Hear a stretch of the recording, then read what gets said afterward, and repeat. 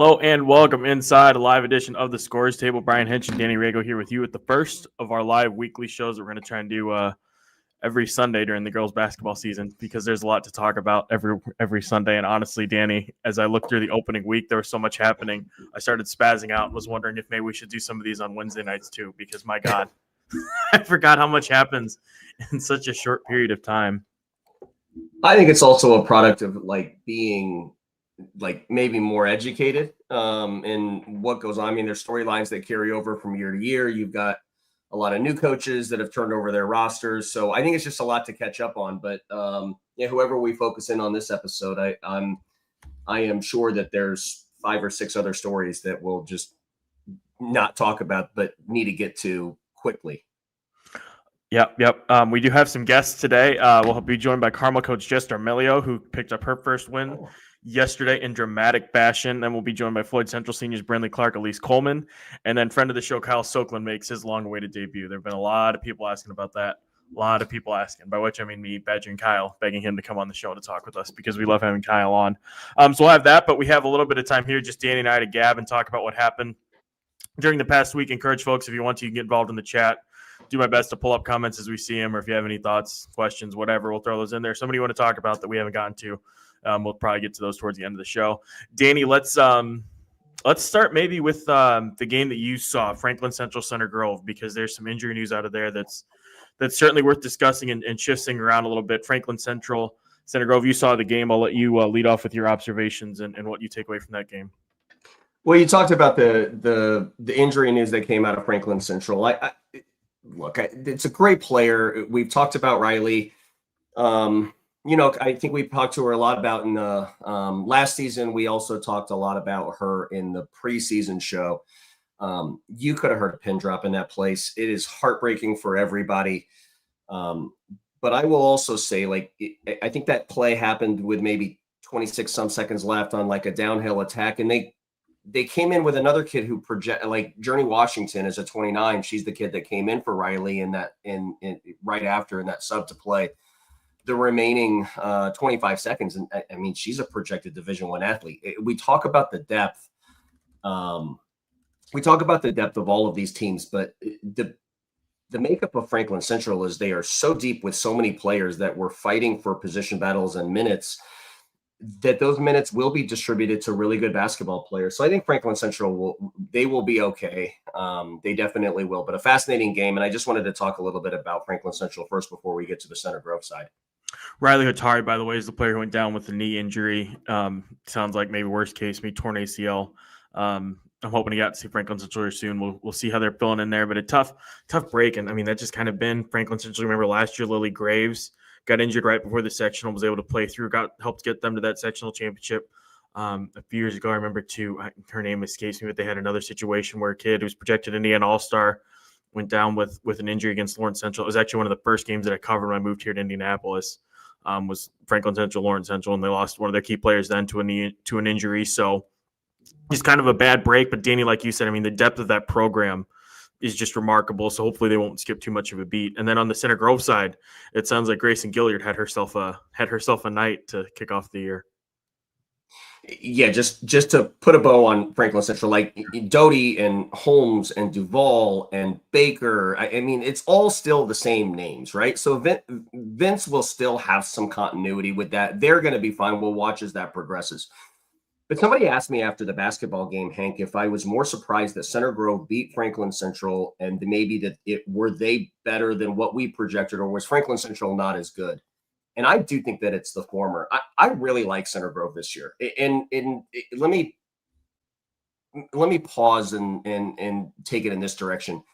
Maybe I have the luxury of seeing Grayson Gilliard do it on different stages against really elite competition, but that kid might very well be the toughest kid to guard in the 26 class. Now, look, there's a lot of really good kids in the 26 class. There's a lot of really good players. There's a lot of kids with Miss Basketball and Indiana All-Star candidacies. But in a box, having to guard Grayson Gilliard is an absolute chore. That kid she puts so much stress on you in regards to physicality. She's shooting the three really well. She makes free throws. She gets to the free throws. She also does this thing where when she takes the initial contact in the paint, sometimes she'll go through you, and sometimes she'll almost take the contact and kind of hit this little off balance. And she's a very difficult guard. And she might look as we'll see how it progresses, Hank, but she might throw herself into this Miss Basketball candidacy here as the season moves on. She's a marvel to watch. I saw her a couple times over the summer. Just a phenomenal talent. I was getting texts from you. I was getting texts from Sable just about her going off there against Franklin Central. And obviously she's going to be a key piece for Center Grove here, considering all the pieces that they've graduated. And as we saw last year, she's more than ready, more than capable of carrying a team and stepping up when need be. I'm really excited to see what Grayson does this year. And some of those other kids now, so you talked about the big graduation wave that hit Center Grove, but they also have an influx of talent that came in. I think I got 8 first half points from a kid by the name of Haley Wagner, who's in the 2028 class, she made big plays. She looked very confident. She moved very well. They've got one of the, I think, who a lot of people would regard as one of the best shooters in the class, and Laniah Tapak. If people recognize that last name, the father was on the last team that took the Indiana Hoosiers to the Final Four in the early 2000s. His daughter has now come of age, and she's on that team. But being one of the better shooters in the 29 class, she's been converted to point. Like, she's playing point guard, like handling the basketball. She was matched up against Huotari for that entire basketball game in Franklin Central early.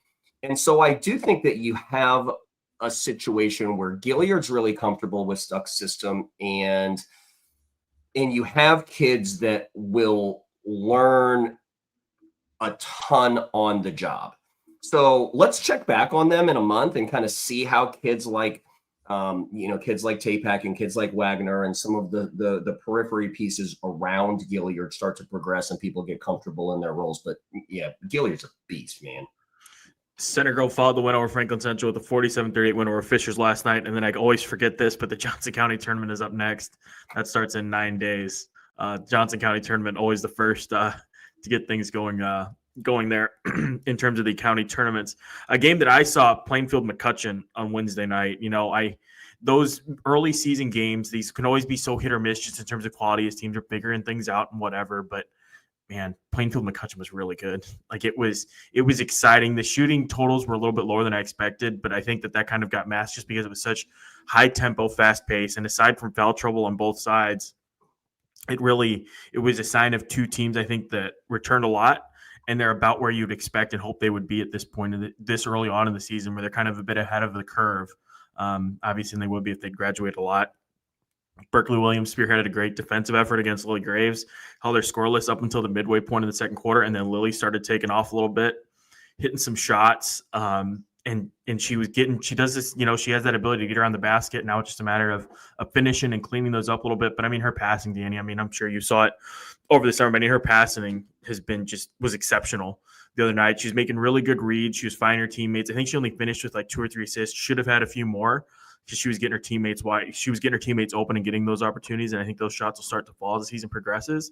But that feels like, at least from my perspective and my limited time, opportunity seeing Lily in person, that kind of seems like the next evolution in her game was just that ability to pass the ball in the way that she sees the floor. And then, I think those would be the 2 big things that I would start with, I guess. Just Plainfield's defensive effort and then Lily Graves and what her evolution has looked like and what she looked like there in that season opener.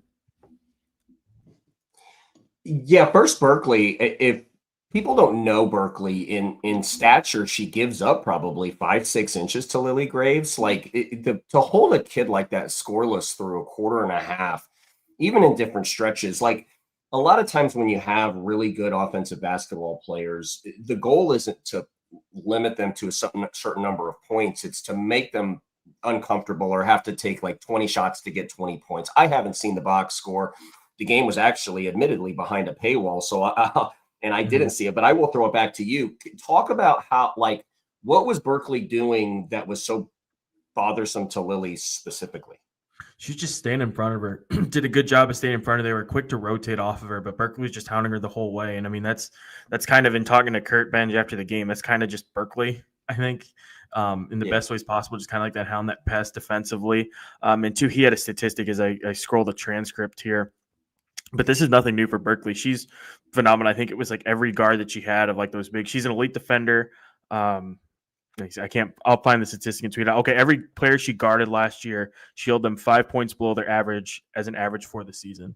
So this kid's used to defending those elite players and holding them below their season averages because he just does such a good job of staying in front of them, keeping them in front of her. And then with the way that they defend Plainfield, they obviously run a little bit of a higher tempo, higher pressure system because they don't have the size. And she's perfect for that system because she's able to pick them up at the half court and really apply that heavy pressure, make life pretty miserable for them, which is big. And then also I'd be remiss, Dan, if we didn't mention Kira Lipscomb-Allen, who converted 15 straight free throws and finished the game with 27 points. I mean, she had 15 straight. I think she was fouled on back-to-back three-point tries. It was a well-officiated game, to be clear. It was a lot of fouls. That was the one element of that game that felt very season opener-y, was the fouls. But Kira Lipscomb-Allen stepped up in a big way, which is going to be big for McCutcheon, which followed up the loss to Plainfield with a couple of really nice wins over the weekend up in Lake Central, taking out both Lake Central and then winning 62-58 over Snider, who we'll talk about here in just a couple minutes. That's always been this. It's always been the story with McCutcheon. There's always been kind of two forks to the McCutcheon road. The first is how's Lily Graves going to get her point production, and what's Jeff going to do on the offensive side? We know that he moves her around on the defensive side, but what's he going to do on the offensive side to get her enough volume to get her production, the production that she's earned? The second is what you mentioned, which we should, give another thought on. But like Lipscomb out, they need a secondary scorer around Lily. It's just too much. And now Lily, we started to see signs of Lipscomb-Allen specifically being the person to kind of step up and be the person to provide secondary scoring last year. And I don't think that in opening game 28 is, that's got to be like win or lose coming out of that basketball game. I think if you're McCutcheon, I think you have to feel great because what we've seen is Lily's been so extraordinary. She's won a sectional championship and a regional championship in her first 2 years, respectively. But it's always just kind of felt like they needed secondary and tertiary scoring to put a true deep run together to maybe get downtown. And so let's keep an eye on McCutcheon. Let's keep an eye on Lipscomb Thomas and see if that can truly be kind of a 1-2 punch as the season moves along. It does. And you can tell too. And I think that this is something that's also worth tracking is just how Lily's passing ability and the way that she sets up her teammates for those shots, how that kind of builds and cultivates that confidence as the season goes on. She put him in that opportunity enough. She continues trusting him, and just mentally that can do wonders for a team over the long stretch. That's a nice little home and away, by the way. I remember when McCutcheon went to Plainfield last year, I was in attendance at that game. I didn't make it to McCutcheon this year for that, but I would that's a nice little matchup that, maybe we wouldn't see in the postseason, but it does match up two really good players. You haven't mentioned Hannah Menser yet. It's two of the probably 3 or 4 best 27s in the class. How did Menser look? I know she's kind of dealing with some things right now and maybe not being full strength. If I haven't talked to Michael, I'm not sure that you have either, but how did Hannah look in the opener? She looked good. I'm pulling up the stats. They don't have Plainfield stats up there right now. She was the leading scorer for Plainfield. Swished some threes. Foul trouble kept her at bay a little bit early on, but she looked solid. Another big return here again as I scroll through my notes and move away from volleyball. Abrielle Dugan returned. She tore her LCL at the beginning of spring, I think, and was not expecting to play or to be ready for the start of high school season. She was actually cleared the day before that game at McCutcheon. So she said, I just threw on my uniform today, got on the bus, and here I am. So she played in spurts. She looked solid. That's just such a big piece for Plainfield, which is deep, and you can tell, they're kind of figuring things out, filling out their rotation. But having her back to go along with Menser and with Williams is going to be big for them offensively as they keep balancing things out over the course of the season. You had a chance to watch Fort Wayne Snider versus Warsaw, didn't you? Oh, yeah, I did. Let's hear it. Well, first from the Siders perspective, if Janae Cooper's going to step out and hit 3 threes, which she did in that basketball game, and that's not saying that she couldn't do. She did it last year too, but she just gets older and more comfortable. She's a load, man. She puts so much stress on the defense in different ways. It's very difficult for to keep a kid like that off of the offensive glass, out of downhill attack, out of the paint. Reggie's trying to get her touches in different spots. But Warsaw played a considerable amount of that game inside the pack line, particularly on Janaea. And I'm not sure that it wasn't the game plan that most coaches would employ when they play Snider. But her ability, I mean, they look good. They look true. I mean, these weren't shot puts up there that just kind of found the net accidentally. Like that kid has been working on her game. You can tell, particularly from the 3-point line, and it looks pretty good. So let's take a look at what her percentages are when she gets to, 25, 30, 50 attempts through the season, because she's going to get them, because Warsaw is just going to sit right there on that pack line. So that, from a Snider perspective, Warsaw was a out-of-body experience. And we'll kind of do 2 Warsaw games at the same time. I also screened the Norwell game. I don't want to get too deep into either one, but Warsaw is not, I mean, they're going to be a very difficult out. Bricker just, a year removed from what might have been one of the better seasons in the 26 class last year, is now, it looks steady to be just kind of the central piece of Warsaw's offense kind of moving forward. But the graduation of Brooke Winchester was the big question. Mm-hmm. I tell you, man, there's a kid by the name of Reagan Huss who transferred from Northridge.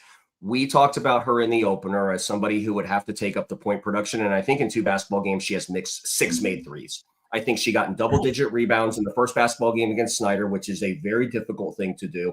And against that odd front, she's going to fight against the odd front, that Norwell plays.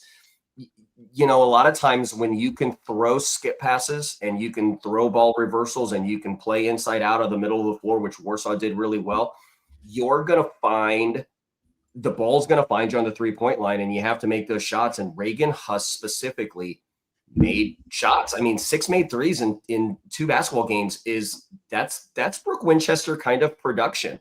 Now, I'm not saying that Reagan Huss is Brooke Winchester, but production-wise, that's what you're trying to replace.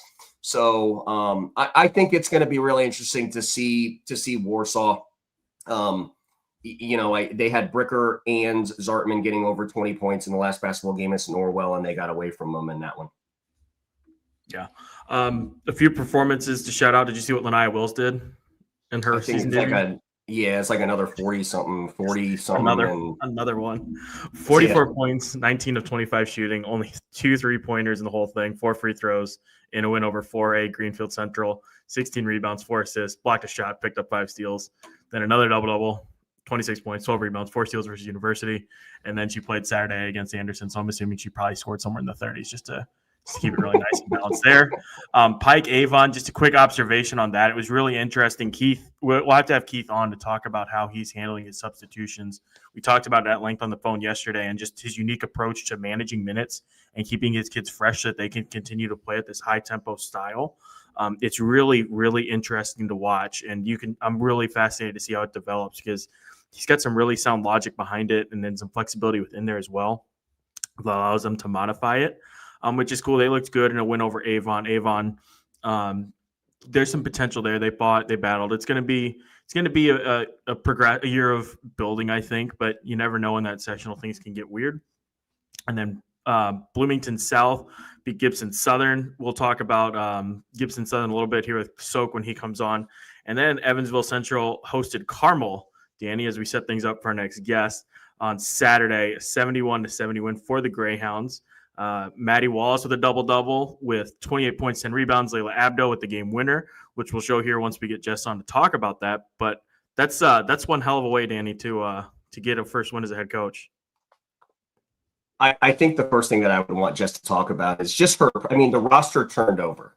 They had a huge clash. Jess, what's going on? Hi, how are you guys? Great. How are you? Good. Thanks for having me. Yeah, thanks for coming on. Danny, I'll let you ask the first question. You're setting it up. So, Jess, congratulations, by the way. That was a fun game to watch.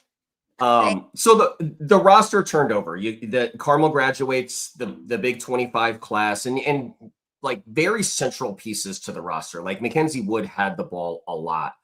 And you have just some new pieces, some JV kids, Some kids may be playing in different positions.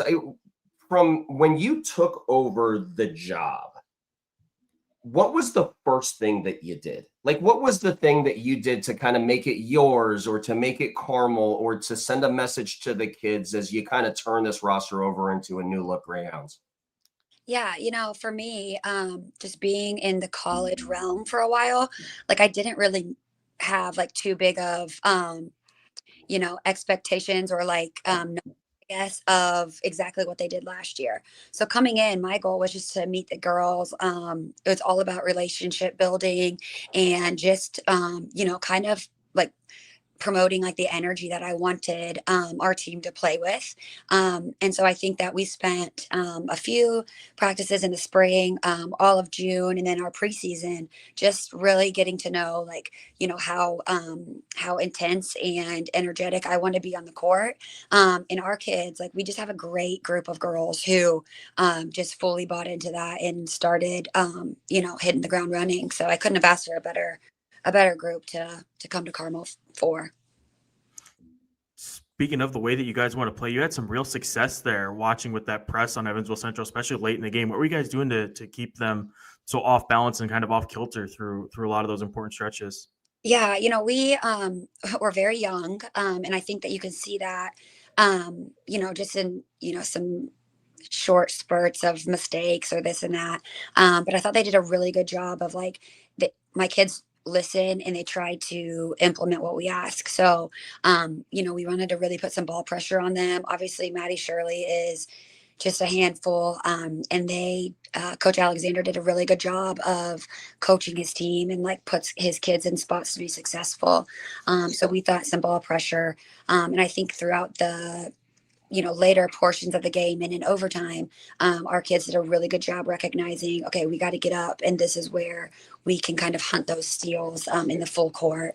And I think that, even a couple of our sophomores were the ones to make some plays and just to kind of put that extra added pressure on them, even though, we're 34 minutes into the game. Maddie Wallace being one of those sophomores, right?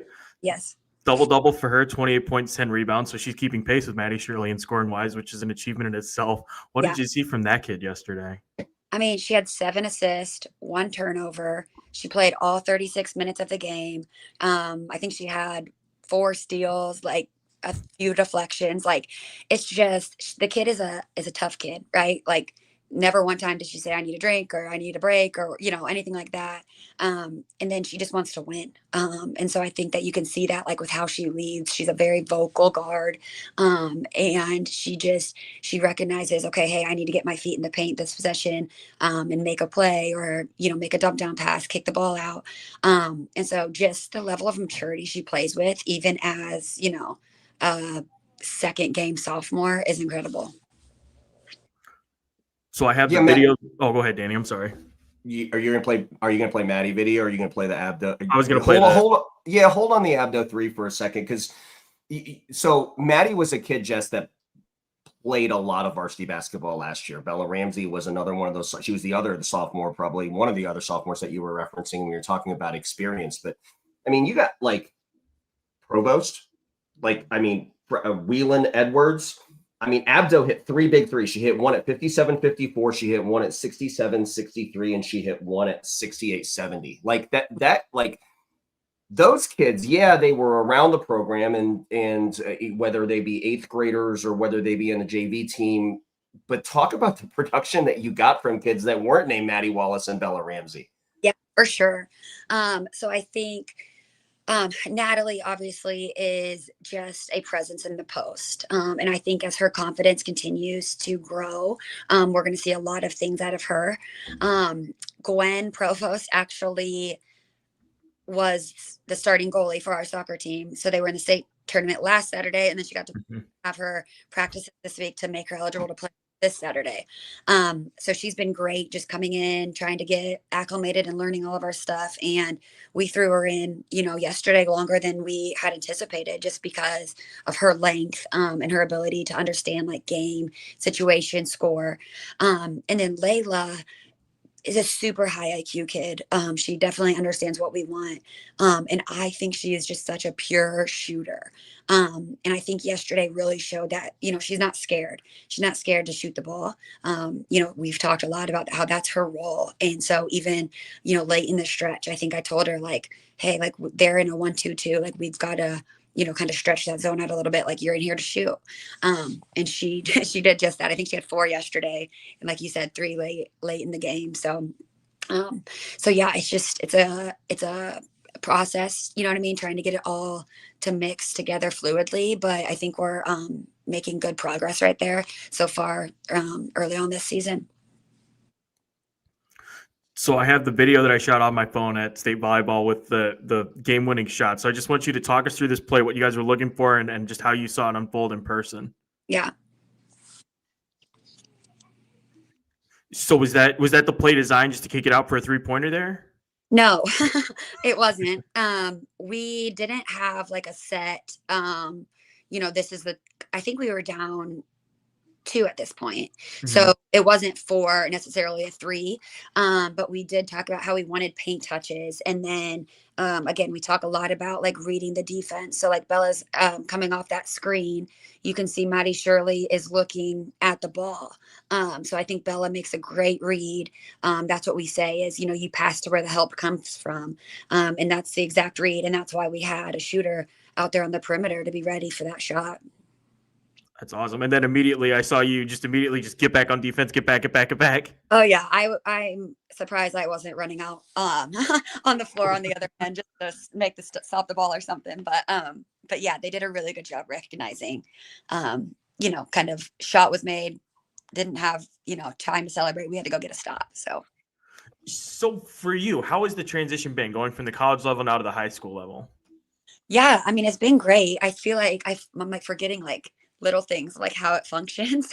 Like day after a game, I'm like, oh, I have to be at school the next morning. But it's been awesome. Like Carmel, the community, I live in the community now. So much to do. My daughter's 8 and, she went to STEM camp yesterday. We go to the library all the time. Like we love the community, the school, both academically, athletically. There's just so many things that they do to put kids into like the position to succeed. And so I'm so grateful that like I get to be a part of, something that wants kids to be successful, whether it's in athletics, academics, other extracurriculars, things like that. So I've loved it so far. And then obviously like my group of girls, like they've been awesome. I can be a spitball of fire sometimes and they embrace it and run with me. So I've really enjoyed being able to coach this group so far. I'm going to give you an opportunity to talk about Taylor Fisher and Sydney Bonds. These kids, and I don't know, you talked about the vocal leadership that Maddie Wallace provides, and anybody that knows her personality. She is going to be vocal. Okay. But who's leading you? Like, is it these older kids with varsity experience? Is it Wallace or is it Fisher and Bonds and these kids that have been around? Or just kind of pull the curtain on Carmel in practice and let us know who's kind of talking to each other. Yeah. So, I mean, Maddie's for sure our vocal leader. She organizes everything on the court. She'll be the first one to, like call a timeout, if you will, in practice. I let them, if they feel before I tell them that it's not going well, they're allowed to call a timeout and kind of regroup. So yeah, I would say most of the time it's Maddie. Jacoby Warren does a really good job of vocalizing things, understanding, and then also like helping to teach, so, like if she's off the court at that moment, like she will help direct things like under the basket for Natalie or a different post player. So I think that those two are the most vocal. I think Sydney Bonds is a leader by example. That kid plays so hard and is like, she's always in the right spot defensively. She's going to pressure the ball. She's going to do like exactly what we want. She's a very high IQ kid as well. So I think that she's a very, she's not as vocal, but the fact that like the kids can just see like her work ethic, and like you're playing alongside of that. I think Taylor Fisher, she had a really, really great game against LC. And she did some really good things yesterday against Evansville. I think she had 9 points. And she just is able to use her athleticism kind of on that weak side when we're putting pressure on the ball to shoot those gaps. And again, she's just been one of those sparks for us off the bench. It's nice to bring somebody in that, can score, can disrupt a little bit on defense, and, just adds to the value of what we have when we sub. And Bonds just was the kid that set the ball screen. I mean, that was that wasn't the design you said. I mean, from a space perspective, I mean, you're just trying to create driving lanes and get into the paint, you said, but she actually set the ball screen on that final possession in the highlight that Hank showed that allowed Bella Ramsey to get there. But there were 4 or 5 other possessions earlier in the basketball game where she doesn't set that ball screen. She kind of spaces away. A lot of times when you're doing that, you're saying like the disease has a ball, Hank, and to kind of get away from it. She does a really good job of spacing away and was the beneficiary of a lot of those dump down passes that Wallace and Ramsey, when they did get feet in the paint, would kind of space away and make layups. So Jess, it looked great in game 1. Thank you. 2 or whatever it was, 2, game 2. Yeah, no, I'm very proud of them. I think, like we had talked, like it wasn't like a perfect game, right? We didn't play, we made mistakes, and okay, hey, like these little things or communication was lapse here or there, but like they just kept fighting. And like, there was, I think even in the beginning of overtime, they might have went up 4. And we just, for having like such a young team on the court, or, lack of like varsity experience as a whole, I think that they really just kept their composure. They stuck with the game plan. They made the plays when they had to. So I'm super proud of them. It was definitely an exciting win, especially since I know last year they got upset by Evansville Central at home. So they were ready for that one. That's fantastic. So, Jess, coming up now, you have Crispus Attucks, Jeffersonville, then you dive into Section 8 play with Zionsville. Do you get much of a say in how this schedule is constructed, or was it kind of already set for you coming in? No, if you look at our last like week or 2 of the season, you'll see we go like away to Fisher, away to Homestead, Tuesday, Friday, Saturday. So I had 0. Not that. That looks terrible. Yeah. So coming back into the mix, I know we'll have to add Warren Central next year. And there's definitely some things that, hopefully we can adjust. But again, coming from, I was 100% in control of my schedule at the college level, to walking in and being given the schedule. It's it wasn't nicest feelings, but yeah, we're gonna make the most of it and go compete every night. So do you guys have anything between December 13th and January 2nd, or is that just a break for you? No, we play the 19th at North Central. Okay. 27th in the Walt Raines Classic at Franklin. Okay. Max Preps. I should have just trusted Harold. I went to Max Preps there. So that's good that you get some breaks there. But my God, that January schedule is something else. Yes, it is. So, but you know what? That's what we talk about regularly, is that, right now it's November. We don't need to be at our peak right now. Like, we're building for, that end of the season kind of just to peak right when we need to. So, and I guess we haven't mentioned Catherine Bassey, who's expected to be back hopefully sooner rather than later. So that'll be a huge piece for us when she comes in as well. That's fantastic. Well, Jess, congratulations again. Thank you so much for hopping on to us. It was great hopping on with us. It was great to talk with you. Yeah. And best of luck here over the next few weeks. Thank you, guys. I appreciate what you do for. See you, Jess.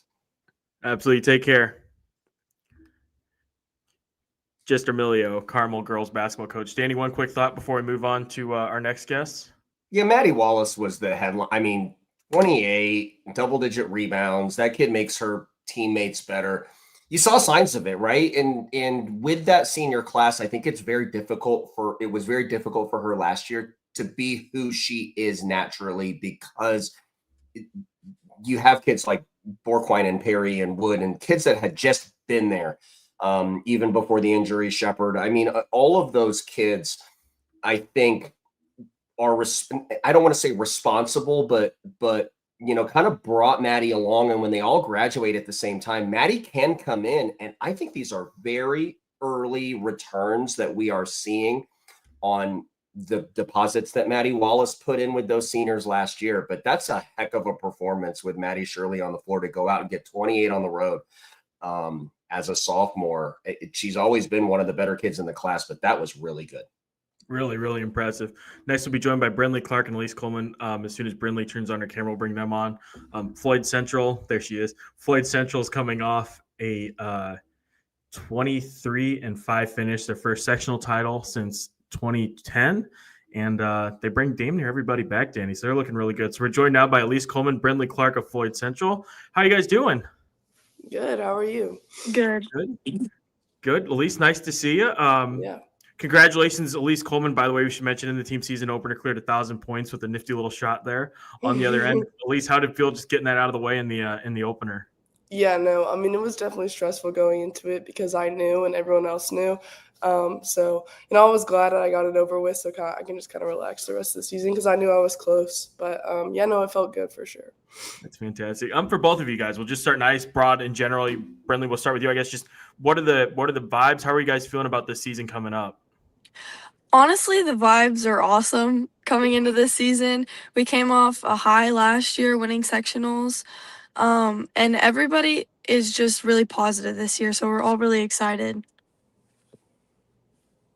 Elise, how are you feeling about things? Yeah, no, I think exactly what she said. We know that coming off the last season that we can do some special things. I think last year we won our first sectional game in 13 years. So I think kind of having that positivity going into this season is really important and really exciting. I think like having Coach Hickey now and kind of getting our feet wet with the first season and knowing like how far we can still go is really cool. Do you feel like the hunted? I mean, it's like from a statistics perspective, like you talked about your first sectional win in 13 years, but I don't know that anybody's won that sectional in 13 years other than Bedford North Lawrence. Right, yeah. So this is the first year that anybody has approached a new basketball season as the defending champ in that sectional. You guys have done it this year. Does it feel like you guys are, do you feel like you can still hunt, or do you feel like there's a gigantic target now on your back? I mean, I definitely think there's a target on our back. I know Jeff has got some transfers, and they think that they can kind of sweep everyone in our sectional. So, I think definitely going to be a great competition this year. It was exciting kind of being able to win pretty easily in the sectional, but I know it's not going to come that easy this year. And, yeah, I mean, everyone wants to win that sectional knowing that Bedford didn't win this year, which was kind of crazy. So, yeah, I think everyone wants to win, especially as with B&L not winning it. You kind of feel the same way, Brinley, that you guys are the hunted now? Definitely. I think we do have a huge target on our back. I mean, everyone's always like been against Floyd Central, but especially now since we've really come together. I think everybody's trying to beat us this year. So, yeah. So obviously it's early, but how do you like that? Do you prefer kind of flying under the radar, or what's the experience been like so far as kind of being the top dog? I think last year was a lot more fun because nobody expected us to beat a bunch of people. But this year it's kind of fun being like, yeah, we're going to do this again, that kind of thing. Yeah, and I was going to say we've always been the underdog. I mean, my freshman year, we didn't have even a winning season. So I think we've always just kind of – I know last year we were like, we're going to kind of shock some people. We're going to win some games that no one would expect us to win. But now it's kind of flipped. So, but it's also kind of fun knowing that, like, everyone's looking for our game, kind of circling us on their schedule. So I think it's cool both sides of the perspective. But knowing that teams know that we can win, I think is a cool way to look at it. Do you guys pay attention to the rankings and stuff? Yeah, we kind of noticed that. So mine was an omission of just ignorance, but I was surprised that the coaches didn't have you guys ranked. So do you have that like pinned up in the locker room? We definitely did talking about it going in the season, like kind of take this personally and show some people that we deserve to be up there. But it was Danny's fault for the IndyStar's rankings. It was his fault. He told me not to, and not that I just forgot about you guys. That was my fault. Danny, go ahead. You mentioned Hickey. We had him on the show last year. Elise, I think it was in a dual interview with you. And he talked about how he's kind of implementing his system that he brought over from, was it Salem? I apologize. Yeah. But now it's a new year, having run his system the entire year before to success. So are you building on this? Are you adding on? I mean, what has that kind of the first month of the season look like has it been different than maybe last season when you guys were probably just drinking out of a fire hose? Right, yeah. Brinley. Just talk Oh, about okay, you talk want me to- about I'll that, go. Elise. Yeah, go ahead, Brinley. Okay. Well, I mean, like Elise said, last year we were just like learning everything. And now that like all the upperclassmen know like everything, we're just trying to perfect that and add more onto it. So, Yeah, last year was also especially hard because we had so many kind of big players playing volleyball, and we made it really far in volleyball. So not only did we not know how Coach Hickey played, we also were like a month behind than everybody else. So this year, I think it's everyone's obviously seen it for a season. Plus, we have those volleyball people back. So yeah, I mean, we're just kind of like she said, perfecting everything. We're running the same offense. I think our motion offense has looked a lot better. Hickey has a bunch of layers to it. So we've just been going through that, perfecting it. It's kind of monotonous, but I mean, practice makes perfect. So yeah, no, I think our offense is going to be kind of night and day from last year just because we have that year under our belt. mhm. So how are you guys modifying it? What tweaks, without giving too much away, obviously, but what kind of tweaks and things are you able to add now with the full season under your belt, with everybody back and ready to go right away at the start of the season? I mean, I don't think we're really adding anything. I think we're literally just perfecting it because obviously motion, even though it's like the easiest, it's definitely still the hardest for us because you got to continuously move and we're still just perfecting that. Like you can never get too good at motion. Yeah, I think one thing also is we ran so many sets last year just because we didn't perfect our motion offense and everyone was just kind of standing everywhere. So we were kind of forced to have to run sets. I think this year, Coach Hickey really is trying to say, like, hey, we should like only have 1 or 2 sets out of a timeout, but the rest of you guys just go and play basketball. So I think that's one of the things we're kind of harping on this year. I think kind of moving without the ball. He said that you should play he just said this at practice the other day, is like you should play as hard without the ball as you do with the ball. And that's what great players do. So I think kind of telling that to everyone, our younger players too coming up are going to have a big part this year. So just telling everyone how to do that, I think, is how we're perfecting it. Who have been some of those new players coming in that are exciting you guys? And I guess just who are some of the standouts that are going to be looking to step up alongside you two? I definitely would say the Riley Roberts coming back, a junior. I would say Maya Brogan. She played a lot of JV last year. She's gonna be there for us this year, and obviously just all the seniors. Yeah, I think Maya Brogan, as she mentioned, is going to be a huge part for us. I think she was the leading scorer in literally every single JV game last year. I think we would always have a tally of how many threes she hit, and it was like 6 every single time. And because losing Samara Miller, she was kind of our 3-point shooter, where we ran every 3-point play off of her. So I think Maya stepping up into that varsity role this year and kind of being our 3-point shooter this year is going to be like big for us. Sorry, Danny, did you want a couple more? Okay, No, well, I got to ask Elise for softball. How are you guys looking coming up in the spring? Yeah, no, I'm super excited for that. I mean, basketball is obviously my main, but softball season is going to be super fun. I think we really can make a huge run this year. Losing Addie Ware to ACL really hurt us, but I think we're still very positive. I think losing to Center Grove kind of hurt, but I think we didn't play our best, and we know that we can this year beat them. I think we're returning every single player, and other teams aren't, and I think that's super big for us. So yeah, it's kind of fun having 2 seasons to look forward to, but yeah, it should be fun. Is Addie going to be ready for start of softball? Oh, we'll see. I think they're looking towards like mid to end season, but I mean, she literally is one of the hardest workers I know. So she's literally putting work in every single day. So if anyone would return sooner, I think it would be her. So yeah, no, she's going to do everything she can to get back.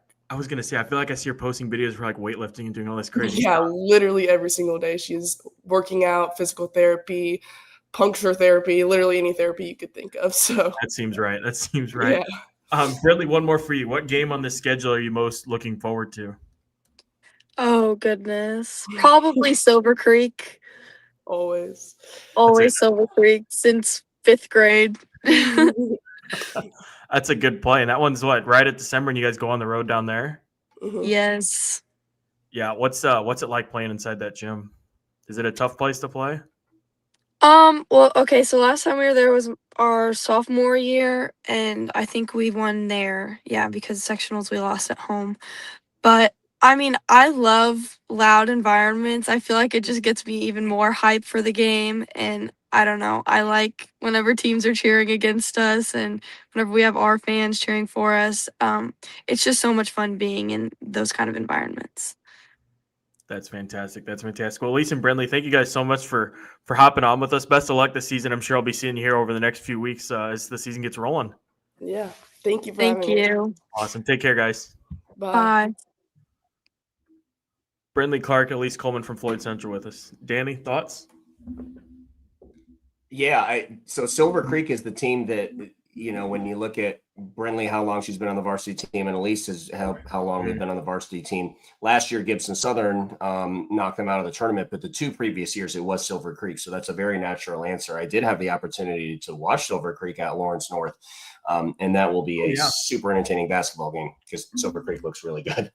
Yeah, they're really good. Anything else that we want to do whip around wise before we bring on Soke and start landing the plane? No, I'll give a quick thought. I mean, anything on Silver Creek, I think needs to be qualified. The fact that Emily Robinson, their starting point guard, didn't play the first game, so I think we'll reserve kind of a deep dive on what they do and how they were. They had an impressive win against Lawrence North.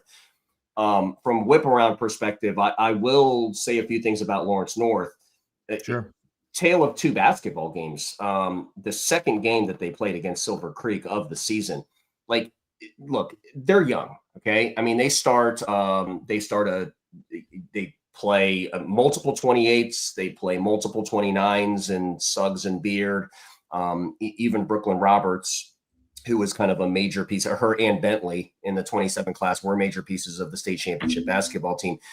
You stand and watch Lawrence North play, and it's a completely different product on the floor than the team that won the state championship, but it has an eerily similar trajectory than what we saw last year. And the reason why I say that is because I think we need to see how this ages and how this evolves.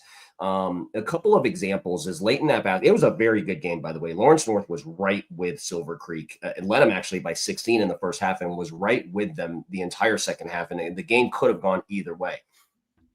But ATO situations, when they needed baskets in 2 consecutive possessions, Stephen Thomas went to Jordan Suggs.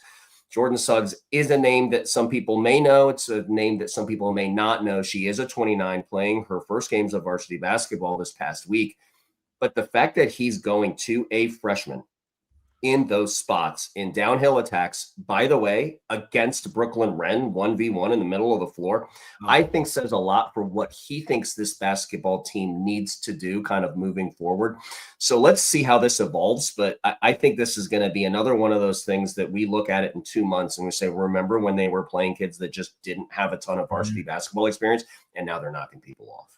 Steven's the perfect person for that job too, just because he exudes positivity and it's such a unique and innate way of building up confidence in those kids. Like it seems like the type of coach that it'd be hard to get down on yourself when you have him on the sideline, and that's just so important for what Lawrence North is trying to do. And like you said, just build things up. And I too am really fascinated and excited to see, because they started that game against HSC, which got out of hand late, or got out of hand pretty quickly. But I think they scored the first 8 maybe or something like that, and then the offense went into a lull, but they were still getting shots. They were getting looks and opportunities, not just a matter of getting those shots to ball consistently and working out the kinks and progress. And Danny, like you said, I think patience is the key, and it'll be exciting to see how they progress over the course of the season.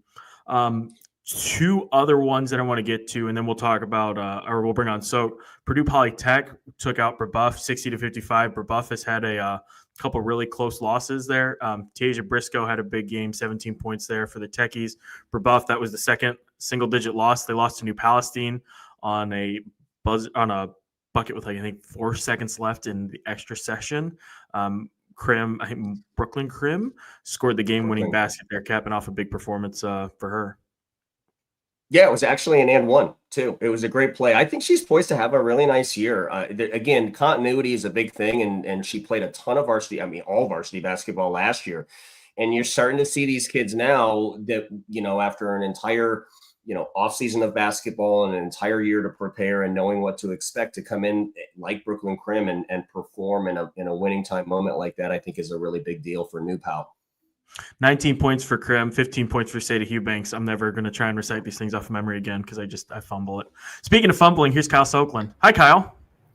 What's up, guys? It's great to see you, buddy. Oh, of course, especially Danny. Thanks, Kyle. So That's great great. to have you on. That's I'm great. so excited. So Evansville Central. Yeah, I mean, where do you want to start? Because after that game Thursday, I'm not really sure what to expect from them the rest of the year. Let's start with the game against Gibson Southern, where, they caught fire from three, they won by double digits, and their best player only had to put up 14 points in the win. Yeah, pretty much. I mean, if you had told me that Maddy Shirley scores 14 and they win by 34 against a Kyle Brasher coach team, there's no way. But they did not miss in the first quarter. I think Gibson scored the first bucket of the game, and then it was maybe 27-2, 29-2 early in the second quarter. Like, it was just ridiculous. They were making threes, forced a lot of turnovers, which is probably why avalanche like that. But I mean, after talking with Alexander before the season and this week, this might be his best shooting team he's had in 6-7 years that he's been there. Damn. Yeah. Hey, it's so what? I don't mean to put you on the spot if you don't have these numbers, but what are we watching this year with Maddy? Like, what milestones can she eclipse? Is she shooting to eclipse? Can she eclipse? I mean, she's going to finish the season as one of the most decorated scorers, I would assume, in Indiana high school basketball history. But do you know the numbers? Yeah, I do. Let me just double check that because, all right, now I think after the Carmel game, she's at 1,569 points, which puts her 11th in city history for Evansville. So just based on what we think she should do, as long as nothing goes wrong, I think 2,000 points is almost a lock, just based on the type of player she is. After that, I don't know how high she gets because the Evansville record is 2,318 by Mara Munsterman at Mater Dei. It would probably take a really tall climb to get there just because she set the city record last year for points in the season, and she'd have to beat that just to match her. So, but the second place in Evansville history is not bad in itself if she gets there. I mean, she had 30 against Carmel, so she's probably back on pace for whatever you want to call her, but she's definitely been one of the best players I've covered, and I wrote that in my preview. I'm like, go out and watch her, guys. She's just been incredible for 3 years, and now who knows what she could do because they play a tough schedule, and now she's going to have a stage here in about end of December up in Newcastle to really make sure that people know who she is. Evansville Central, that stage, by the way, comes against Warsaw at the Hall of Fame Classic, the first game of the day. So that game might have a point total well into the 200s. Honestly, if things go according to plan. Kyle, how is Maddy Shirley's role changed? Because I know that they're replacing a point guard. So have they been putting her on the ball more, or how has that looked? Yes and no. I mean, she was definitely around the perimeter more so against Gibson than I remember seeing last year. And I think she brought the ball up a few times. And I was trying to watch the Carmel game, but I had volleyball on the other screen. So my attention span was going between both. But she was definitely bringing the ball up across half court more than you've seen. And I think they'll probably need that because they struggle against pressure against Carmel at the end. So they just need someone to have the ball and be confident with it. But at the same time, I think when push comes to shove and they need a bucket, they're going to put her inside the paint and go to work or hit a jump shot with her high release point. So I think you'll see a little bit more coming. But for her, I mean, she played well. I think the other player that impressed for me for Central was Carson Moore. She's hit 10 threes in the first 2 games, and she scored, I think, 11 points all of last year. So, like when I said that it's the best shooting team he's had, it might be because she hit 6 against Carmel and 4 against Gibson. Oh, my God. They seem set up with Maddy, too. Like, I mean, Jess, who, to tie a bow to the beginning of the episode here. I mean, she did different things, and Hank had mentioned it, like in odd front pressures and full court pressures and things like that. They also had a couple of possessions where they went box and one, which will probably be a very popular defense that Evansville Central will play against. And not only are they shooting the ball well, but like their first set against box and one, they could run a misdirection play and they set a back screen and get a wide open layup. They seem very, very, very comfortable in playing against whatever defense, junky or not, that they're going to throw at Maddy Shirley. I think her point totals will be a very fun storyline to follow. So just a comment, not really a question, Kyle, but it just seems like you're going to be able to cover Evansville Central and see 10 different defenses this year, it seems like, right? That's what they saw last year, pretty much. I mean, it did. Not to steal a line from Alexander, but it's kind of a pick your poison with them. If they can shoot this well through 20, 30 games, because she only had 14 against Gibson. The rest of them caught fire. So it really is, what do you want to do? Because like we saw against Greensburg in the tournament, they let Maddy score and she almost beat them by herself. So who knows what can really happen with this team. Kyle, you and I were texting a little bit about Gibson Southern and just kind of the volatile, I guess, start to their season. Not volatile is not the right word, but the discrepancy in their two starts where they get blown out by Evansville Central. The next thing you know, they're going toe-to-toe with another 4A state semifinalist last year in Bloomington South. What do you, just broad question to start us off as I look at stats from Bloomington South game yesterday, what do you make of Gibson Southern now in their couple games in? Yeah, that first game, I just think the guards were just, I don't know if not ready was the right phrase, but they just looked off and just not quite ready for the moment against a Central team that was pressuring them from half court on. Paige Schnaus did what she could. I think she had 10 against Central, but I'm not sure how many she got against South, but 21. They shot the ball a lot better against South for one. So it really comes down to their guard play. They had a couple players who spelled Spink and some of the others last year. They have to play a lot this year just to give them a chance. I know Taylor Ware is high on Brasher's mind, coming off a knee injury before last season, so she's got full go now. But yeah, it came down to guard play and just holding on to the ball against Central. Yeah, Schnaus with 21 points yesterday. Taylor Ware with 14 or 15 per the scorebook. Molly Spindler 10, 9 for Lily Bush. So broken up scoring, but then Kyle, you referenced the turnovers, and they had 20 of them to just 6 for Bloomington South, which is problematic. Yeah, you don't see that out of many Brasher teams, but that's the way it's going to be, especially early, because I know they have a really brutal schedule. I can't remember who else. I know they Huotari and North Posey this week. So, I mean, he told me before the season that if they can just navigate those first 8 or 9 games, he'll feel a lot better. But I also expect them to be a different team come January when some of those other big opponents on their schedule roll around. Yeah, end of November too. Beyond those games, you have Silver Creek, you have Gibson Southern at the Evansville North event. Then you have Evansville Memorial, and then you go to North for a road game. So it really is just right into the dumpster fire. Another game I'm just going to throw on the highlight here, but North Knox yesterday knocks off Washington with this buzzer-beating shot down at the buzzer while I pull up the names. Be Miley Leroy, yeah.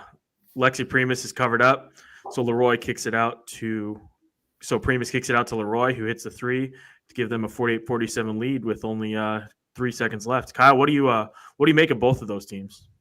Well, I mean, I had Washington number 1 in my power rankings for our area, but for one, Katie Reed and Shea Hawk are 2 of the better players back, so that's a great starting point for aggression. I also didn't know really who else was the number 1 because I wasn't sure what Central would have around Maddy, and then some of these others were kind of just bunched together. I think I'm more impressed now with North Knox because I know Lexi Primus had, I think, 18, but it was on like 6 of 15 shooting, so they really pressured her, and she's going to have to carry a big load this year for them to go far. But they also got double digits from, I think, McClure and Yin. But then, of course, you have a senior in Leroy stepping up in the biggest spot and hitting a shot at the Hatchet House. So, which I'm sure was a nice crowd because based on the noise you hear from that video. Yeah, it's unbelievable. There's another shot of it where the person pans around to the crowd and the entire lower bowl basically is full. Raucous student section behind him. It looks awesome. Yeah, And they got to. Yeah, I was going to say because this team could compete with South Knox. I mean, that's the same sectional, and everyone was asking about South Knox before the season because they're defending state champions. But North Knox played them usually pretty tough in 2 games last year. So I know they've got some players gone from that team, but when you have a D1 guard and some players who can make buckets, you've got a shot against that South Knox team. And the defending state champ South Knox next week on November 11th will go to the Hatchet House and play Soaks preseason number 1 in 3A Washington. So an early, really kind of who's who down on the South. I think we'll find out a little bit about both those basketball teams after the 11th. I would suspect. Yeah, hopefully I can make it there. We've also got football going on and a bunch of other stuff. So I'm trying, guys. I'm really trying to get up there for that game, but it just is what it is. Tell Huff to stop making you work so much. I know. It's so ridiculous. He's such a jerk. Huff, come on, man. This is unbelievable. Free Kyle Sokeland. Danny, you got a couple for our guy? No, I don't. I think I was going to shout out Chase Spreen in Bedford North Lawrence on his first varsity win. I mean, I think most people on the spot know that, I'm close with Chase, and I just kind of wanted to point that out. But, how much – I mean, we keep talking about like, oh, well, they won the sectional 13 years and in a row, and then now it's Floyd Central's. And, when does it turn? I mean, I don't even know. I mean, I more so to your dad's coverage area here, but I was going to say, yeah, but talk about, can Bedford kind of, I guess, can they come back and knock off a Floyd, something like that? Yeah, I mean, I've tried just following along what they're doing up there because Chase is a former middle school teammate of mine, so maybe I deserve some credit for that, man. But again, I think he's always been a smart basketball player. I mean, obviously, when he was playing, I think went with Lindsey Wilson and had a 4-year career, but he was always very sharp on that bench with Jeff Allen. I'm interested to see what they can do with him because I know they still kind of maybe a year or so away, just trying to transitioning between classes. I know they got some players coming up that they're excited about, but I know some people are also around Southern Indiana just wanting to beat them now, just based off of a dozen years or so of just obliterating people. This is where they get their pound of flesh. Yeah, just, even if it's for a year or two, but I know that some people, they want to play them now. Let's just say that around here. Kyle, while we're asking about random teams, what do you think of the Penn Kingsmen? Out of Waka. I don't know. More seriously, Kyle, you mentioned Washington. You mentioned North Knox, I guess, is kind of a, I don't want to say sleeper team, but a team that could make some noise this year. Are there other teams in your area that you think maybe are a little bit under the radar, being in the rankings, or just in general that could make some noise, maybe unexpectedly? Yeah, 2 of them, in fact. And from that 4A sectional, I'd say Castle and Reitz. Because Castle brought back 4 starters from, I think, a 15-win team that played Gibson to the wire in the semifinal. And then they had a transfer, Azaria Finn from Evansville North. So they've got a really solid lineup and a new coach in Josh Kane, who came from the boys' side at Castle. But then Reitz also has 3 or 4 stars back, depending on your definition. They have Bailey Hape, who's going D1 to Samford.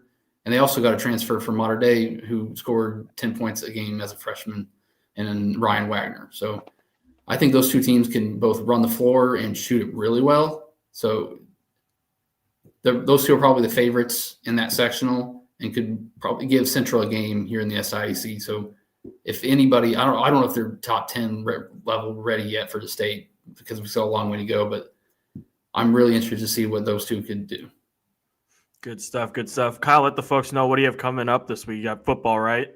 Yeah, we got 2 teams left in football still. Finally got volleyball outdone. And then, of course, basketball's full go because we got that South Knox-Washington game. I'll be at probably Heritage Hills Friday night for football. As far as I know, they'll keep playing until Thanksgiving, too. So it's going to be really rough here coming up for me in a few weeks. That's another message. Oh, go ahead. Who's the other team still alive? Gibson Southern football. Yeah, Gibson. Okay. Yeah, they're playing Indian Creek in the regional, and Heritage Hills has Martinsville. It's another message for Huff. Stop dragging your feet and get Soak some help down there. The poor guy's going crazy. You don't have No. to say anything. I'll keep comment, bullying no. him. But Soak, you do a great job, buddy. Thanks so much for jumping on with us and talking. For everybody else, thank you so much for watching. We'll have a timestamp version of this in the description. Danny and I might be back Wednesday, but we'll definitely be back next Sunday with another live show. Thank you all so much for watching. We'll talk to you again soon.